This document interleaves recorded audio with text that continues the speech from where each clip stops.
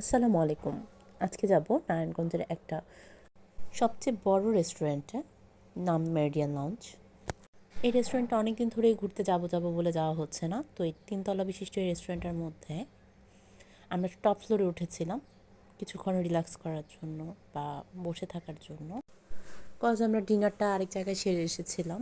তো এই তো 3 তলা থেকে ভালোই ভিউটা, বড় একটা স্ক্রিন দেখা যাচ্ছে, নিচে পানি দেখা যাচ্ছে।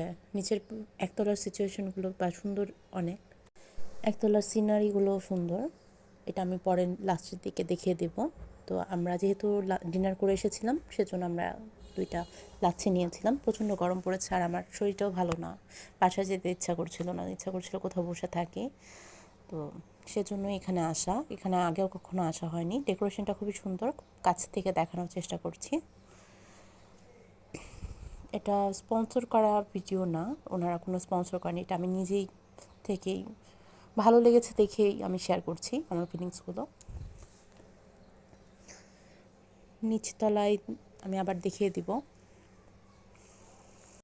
এই তো নিচতলায় চলে এসেছিলাম প্যাক করার সময়। নিচতলার ভিউটাও ভালো।